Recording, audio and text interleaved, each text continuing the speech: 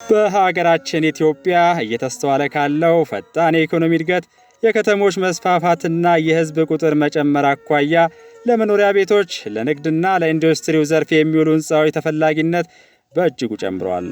ይህ ሁኔታ ታዲያ ለኢንቨስተሮች፣ ለአልሚዎችና በዘርፉ በግል ለሚንቀሳቀሱ ወገኖች መልካም ዕድልን የፈጠረ ነው። በዘርፉ ያለውን ሰፊ ጥያቄ ተከትሎም በመንግሥት በኩል የተተገበሩ መልካም ጅምሮችና የህግ ማዕቀፎች አሉ። ሪል ስቴቶች ሲነሱ የከተማ መተፋፈግን የማስወገድ፣ የመኖሪያ ቤት አማራጭ የመጨመር፣ የቁጠባ ባህል የማዳበር፣ ሰፊ የሥራ ዕድል የመፍጠርና በተለይም የኮንስትራክሽን ኢንዱስትሪውን በማሳደግ ሌሎች ዕድሎችን ይዘው መጥተዋል። ይሁንና በሀገራችን ሪል ስቴቶች ዙሪያ የተለያዩ ተግዳሮቶችና ከአንዳንድ ተጨባጭ ገጠመኞች በመነሳትም የቤት ገዢዎች የሚያነሷቸው ቅሬታዎች አሉ። እኛም ታዲያ ከአዲስ ምንጭ ቤተሰቦች ያሰባሰብናቸውን ጥያቄዎች በመያዝ በዲኤምሲ ሪል ስቴት ዋናው ቢሮ በመገኘት ቀጣዩን ቆይታ አድርገናል። ክቡራትና ክቡራን የአዲስ ምንጭ ቤተሰቦች በተነሳው ርዕሰ ጉዳይ ዙሪያ ጥያቄዎች የሚኖራችሁ ከሆነ ከስር በተመለከቱት የስልክ ቁጥሮች እየደወላችሁ መጠየቅ እንደምትችሉ እየገለጽን፣ በተጨማሪም በአስተያየት መስጫው ላይ ሐሳብ አስተያየቶቻችሁን አስቀምጡልን። ላይክና ሼር በማድረግ ደግሞ ይህ መረጃ ለብዙዎች እንዲደርስ እንድታደርጉልን በታላቅ አክብሮትና ፍቅር እንጠይቃለን። አብረን እንቆይ። ሰላም ጤና ይስጥልን ክቡራትና ክቡራን የአዲስ ምንጭ ቤተሰቦች እንዴት ሰንብታችኋል? በያላችሁበት የከበረ ሰላምታችን ይድረሳችሁ። ይህ የተወዳጅ እንግዳ መርሃ ግብራችን ነው። በዛሬው የተወዳጅ እንግዳ መርሃ ግብራችን ላይ እንግዲህ ለየት ያለ ጉዳይ ነው ይዘንላችሁ የምንመጣው። በተለይ እንግዲህ በሪል ስቴቱ ዓለም በጣም ብዙ ነገሮች ይሰማሉ፣ ይታያሉ። ሰዎች እንግዲህ እምነት ጥለው ግብይት ከፈጸሙ በኋላ በጣም አስቸጋሪ ነገሮች እየመጡ እንመለከታለን እና ምናልባት ይህንን ቪዲዮ ሳትመለከቱ የሪል ስቴት ግብይት ውስጥ እንዳትገቡ ሁሉ ነው የምንመክረው። ክቡራትና ክቡራን፣ በመጀመሪያ እንግዲህ አሁን የምንገኘው በዲኤምሲ ሪል ስቴት ዋና ጽሕፈት ቤት ነው የምንገኘው ማለት ነው። አብሮ ቆይታ የሚያደርገው ራሱን ያስታውቅናል። ማን ልበል? ሀብታሙ እባላለሁ። የዲኤምሲ ሪል ስቴት የሽያጭ ክፍል ኃላፊ ነው። በጣም ነው የማመሰግነው። እንግዲህ እስኪ ዲኤምሲ ሪል ስቴት ማን ነው የሚለው አጠር አድርገን እንመለከተው። መጀመሪያ ምን ያህል ጊዜ ነው? አንዳንዶች እንግዲህ በቅርብ ጊዜ መጡ አሉ፣ ብዙ የሚሰሙ ነገሮች አሉ። ዲኤምሲ ማን ነው? ኦኬ ጥሩ። ዲኤምሲ ሪል ስቴት በግንባታው በኮንስትራክሽኑ ከ30 ዓመት በላይ የቆየ ትልቅ ካምፓኒ ነው። ከዚህ በፊት በጣም በብዙ የመንግስት ፕሮጀክቶች የምናውቀው በመንገድ ስራ ወደ አማራ ክልል ሐዋሳ ሙሉ ቀለበት መንገድ፣ አርባ ምንጭ መንገድ፣ ጅማ ዩኒቨርሲቲዎችን፣ ማረሚያ ዩኒቨርሲቲዎችን፣ የተለያዩ ዩኒቨርሲቲዎችን፣ አዲስ አበባ ሳይንስና ቴክኖሎጂ ዩኒቨርሲቲ በዶርሚተሪ ስራ የምናውቀው ዲኤምሲ ሪል ስቴት ማለት ነው። ከሀገር ትልቅ የሚባሉት ነገሮች ደግሞ የአባይ ግድብን የ6 ቢሊዮን ብር ፕሮጀክት የሰራ ኢትዮ ጅቡቲ መንገድ ላይ ወደ 30% የሚሆነውን ድርሻውን የሰራ ትልቅ ካምፓኒ ነው ማለት ነው።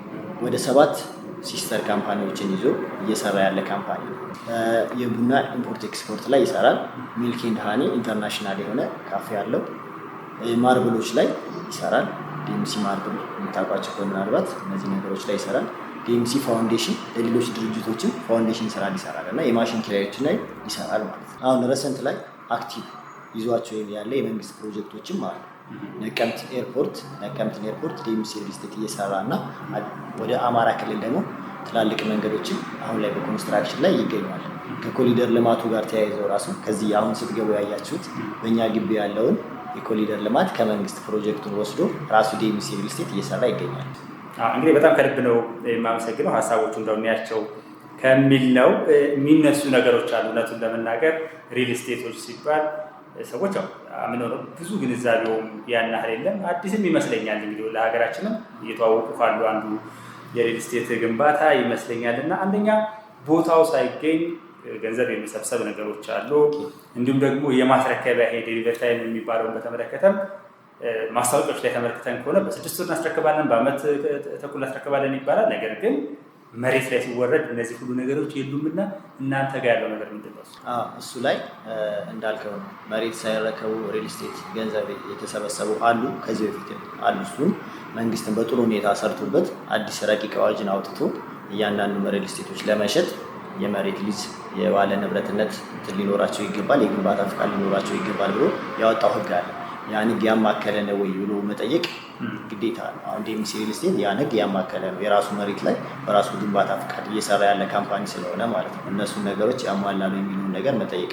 ከዴሊቨሪ ጋር ተያይዞ በጣም አብዛኞቹ ሪል ስቴቶች እስከለተን ላይ ሆኖ 6 ወር 1 ዓመት ብሎ ለመሸጥ ካለበት የተነሳ ይመስለኛል ዴሊቨሪ የሚደረግበት ትክክለኛው ሰዓት ነው ወይ የሚገለጸው የሚለው እሱ ሌላ ጥያቄ።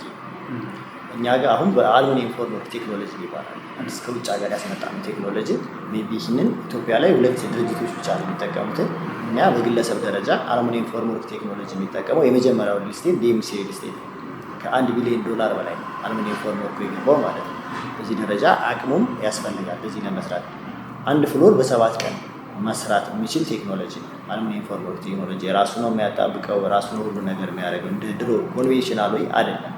እንደሱንም ለተመልካቾቻችን ለአድማጮቻችን ምን ማለት እንደሆነ እንዲገባ ነው። ምክንያቱም አዲስ የመጣ ነገር ከመሆኑ አኳያ ቶሎ ያልቃል።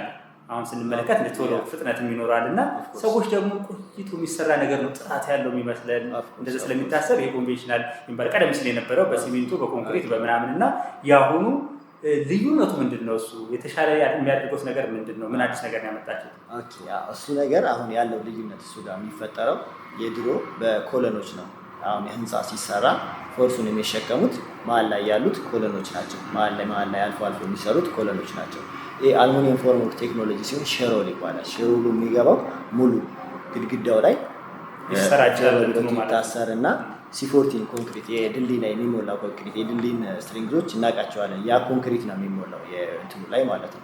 ያ ኮንክሪት ከተሞላ በኋላ ያ ማስቱ ነው የሚላቀቀው። ፎርሱ ኮለኗ ላይ የሚያርፍ የነበረው ፎርስ አሁን ለምሳሌ 1000 ቶን ከሆነ የሚያርፈው ያቺ ኮለን ላይ 1000 ቶን ሙሉ ግድግዳው ላይ ተሰራጭቶ ዲስትሪቢዩትድ ፎርስ እንዲያርፍ ያደርገዋል። ከእርዝክዊክ እንግዲህ በፊት ማናውቃቸው በተደጋጋሚ ከእርዝክዊክ አንጻር ብታየው አሁን ሲሚንቶ ሪጂዲቲ ነው። ሪጂድ ነው ማለት ፍራክቸር ሊያደርግ ይችላል። እርዝክዊክ በመጣ ጊዜ የሚፈራርሱት ሲሚንቶች የምናያቸው ለዛ ነው። ከዛ አንጻር ስናየው ደግሞ ይሄ ብረቶቹ በእያንዳንዱ መሆኖች ብረት ፍሌክሲቢሊቲውን ይወስዳል። ሪጂድነቱን ከሲሚንቶ ይወስድና አልሙኒየም ፎርምወርኩ ከኮንቬንሽናሉ የተሻለ እርዝክዊክን የመቋቋም አቅም አለው ማለት ነው። እዛ አንጻር ነው። ሌላ እንደው ግልጽ እንዲሆንም ደግሞ የምንፈልገው ነገር ምንድነው? እሱ ለምሳሌ ከ430 ሺህ ብር ጀምሮ ማስታወቂያ ሲሰማ አንዳንድ ጊዜ አቅሙ ኖሮት ሰው የመግዛት አቅሙ ኖሮት ፍላጎቱ ኖሮት ብዙ ክሊል አይሆንም። 430 ሺህ ብር ማለት ነው ምንድነው ማለት? እስኪ በዚህ ላይ ደግሞ 430 ሺህ የሚባለው ዳውን ፔመንት ኢን አድቫንስ ሰው ምን ያክል ብር ከፍሎ ነው መመዝገብ የሚችለው የሚለው እሱ መመዝገቢያ ብራቸው ድርጅቱ ለአንድ ደንበኛ ከደንበኛው ጋር ቤት ለመዋዋል የሚከፍለው የሚጠበቅበት እሱ ቅድመ ክፍያ 430 ሺህ ብር። ከዛ በኋላ መንግስት አሁን ያወጣው አዋጅ አለ። ሁለተኛ ክፍያ በግንባታ ሂደት ዝግ አካውንት ነው የሚቀመጠው። ባይዘው ያው 430 ሺህ የመጀመሪያው 430 ሺህ ብር አሁን ስትከፈል ሰውየው ቤቱን መርጦ ነው ወይስ መጀመሪያ ተመዝግቦ ነው? ከመረጠ በኋላ እዚህ ቦታ ላይ ነው የሚፈልገው ብሎ ነው 430 ሺህ ብር የሚከፍል? 430 ሺህ ብር ሲከፍል ቤት ይመርጣል። ኦልሬዲ ፍሎሮች አሉ። 430 ሺህ ብር መጥቶ ሚስተር አበበ የሚባል ሰው የገዛውን ሰው ቤት ሌላ ሰው ሲመጣ ያ ቤት ኦልሬዲ የአበበ ስም የተመዘገበ ነው ማለት ነው። ሶ እያንዳንዱ ሰው ቀድሞ የመጣ የተሻለው ነገር ያገኛል። ቀድሞ የመጣ የመረጠውን ቤት ይገዛል ማለት ነው። ቀጣዩን ክፍያ ለመክፈል ሂደቱ ግን መቀጠል መቻል አለበት። እየከፈለ እንደሚቀጥለው በየ6 ወሩ እንዴት ነው እናንተ አከፋፈል? የኛ ታይም ሊሚት አይደለም። የኛ በግንባታ ሂደት ነው። በግንባታ ሂደት መሆኑ ምን ያደርገዋል? በታይም ሊሚት ይልና አሁን ከተለመደው ስነግርህ ከዚህ በፊት ከነበረው በታይም ሊሚት በየ6 ወሩ እንዲከፈል ሪል ስቴቱ ህግ ያወጣል። የዛሬ 6 ወር አንደኛ ፎቅ ላይ የነበረ ህንፃ የተሸጠ ህንፃ ከ6 ወር በኋላ ሰከንድ ፔመንት ሲጠይቅህ ወይ አንደኛ ፎቅ ነው ወይ ሁለተኛ ፎቅ ምንም የተሻለ ነገር ሳይኖረው ግን ህጉ ላይ የተዋዋልክበት ላይ በየ6 ወር የመክፈል ግዴታ ስላለብህ ብቻ ትከፍላለህ። ከዚህ አንጻር መንግስት ያወጣው አዋጅ በግንባታ ሂደት ማስከፈል በጣም ከደንበኛው ወገን ነው ብዬ አስባለሁ። የኛም በግንባታ ሂደት ነው የምናስከፍለው ማለት ነው። ሰከንድ ፔመንት የሪል ስቴት ኢንቨስትመንቶች ምንድን ናቸው እንዴት ናቸው የሚለው ነገር ብታውቁ መቻል አለበት። እስካሁን ድረስ ምን ያህል ብሎኮች ነው የገነባችሁት? ምን ያህሉ በስኬት ተጠናቋል የሚለውን እስኪ። ወይል እንግዲህ ዴምሲ ሪል ስቴት ይሄኛው ለቡ መብራት ላይ የያዝነው ግንባታ የመጀመሪያው በሪል ስቴት ዘርፍ የመጀመሪያው 65395 ካሬ ላይ ያረፈ በጣም ሂውጅ የሆነ መንደር ነው ማለት ነው። መንደሩ እንደ መንደር ብዙ አይነት አሚኒቲዎችን ይዟል። መዋኛ ገንዳ፣ የእምነት ተቋማት፣ የልጆች መጫወቻ፣ ልጆች በእውቀት ታንጸው እንዲያድጉ ላይብረሪዎች ግቢ ውስጥ የተካተተበት ከመኖሪያ ቤት ባሻገር ደግሞ ሁሉንም አክሰስ እንዲያደርጉ ሱቆች፣ ሬስቶራንቶች፣ ሁሉንም ነገሮች ግቢ ውስጥ በአንድ ላይ በሞል መልኩ ደግሞ አስቀምጠናል ማለት ነው። በአጠቃላይ 17 ብሎኮች እና 43 ቪላ ቤቶች ነው በአንድ ላይ እየገነባን ያለ ነው ማለት ነው። 43ቱ ቪላ ቤቶች ግንባታቸውን ጨርሶ ዲኤምሲ ሪል ስቴት አስረክቧል። ወደ 20 የሚሆኑ ደንበኞቻችን ገብተው መኖር ጀምረዋል። ኢንፍራስትራክቸሩ አሁን ጀምሮ የተስተካከለ ነው። ለ100 ዓመት የሚሆን የከርሰ ምድር ውሃ ወጥቷል። ኦልሬዲ ትራንስፎርመሮች ተገጥመዋል፣ ባካፕ ጀኔሬተሮች ተገጥመዋል። ኢንፍራስትራክቸሩ ገና ከስክራች አሁን ሁሉም ነገር ተዘጋጅቷል ማለት ነው።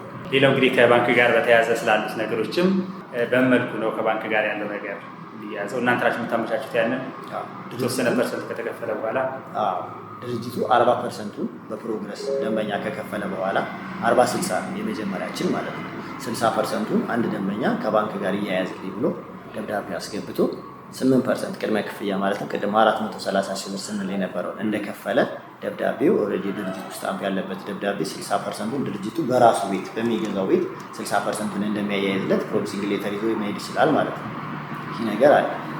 ሌላው እንግዲህ እስኪ እናንተ መቼም ረዥም ጊዜ የቆየው በኮንስትራክሽኑ ዘርፍ ኦልሞስት 3 አስርት ዓመት አካባቢ መቆየት በጣም ትልቅ አንድ ትውልድ ማለት ነው። ዋን ጄኔሬሽን ይለዋል ሰርቲስ እና ከዚህ አኳያ በተለይ አሁን ሪል ስቴት ላይ ስለሆነ እያወራን ያለ ነው። ከደንበኞቻችሁ ምን አይነት ጥያቄዎች ይቀርባሉ? መጥተው ምክንያቱም እንዲብራራላቸው ይፈልጋሉ፣ ይጠይቃሉ፣ ምን ይላሉ?